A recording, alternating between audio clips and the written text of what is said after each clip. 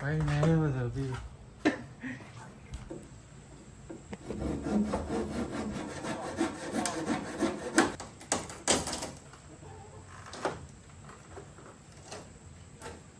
Một trăm 120 triệu à?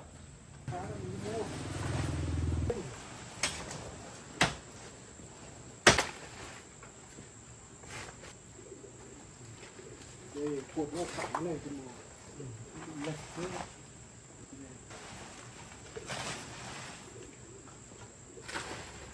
Sợ khớp với cái máy. Nhưng mà làm theo không bờ ao. Thế nào một ba cột. Cột trụ cao nhất là hai cột này.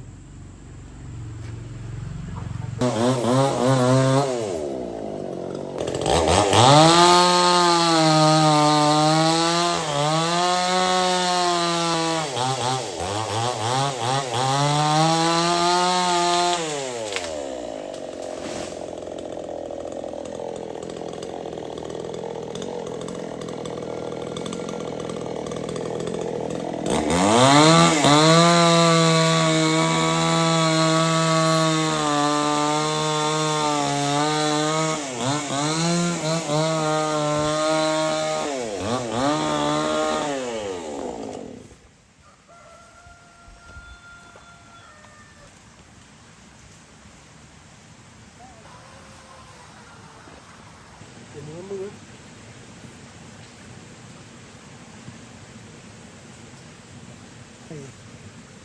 Bữa ở dưới này quét ra có nó bay đi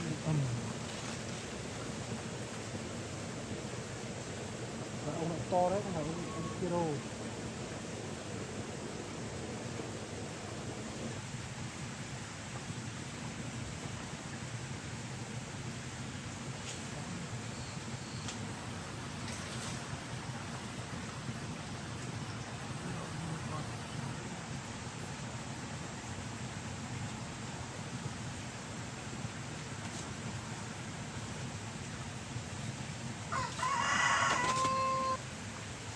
Lớp liền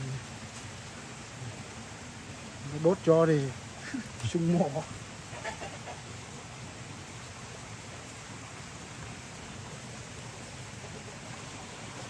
Này có biết cây này đổ đeo đi máy còn cầm cái cục này theo chơi luôn chứ mà đây này nó không chạy đâu này.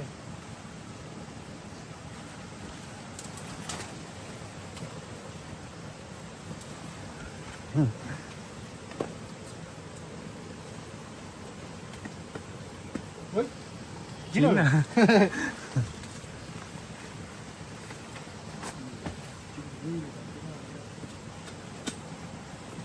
chín mươi chín xử lý chưa thôi.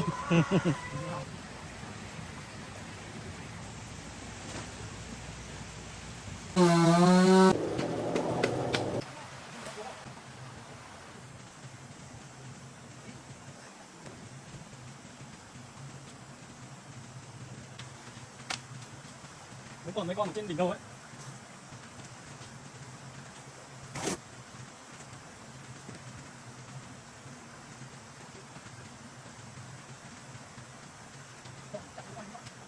Chặt thằng máy vào đây. Mùa này chặt nó mà tốt.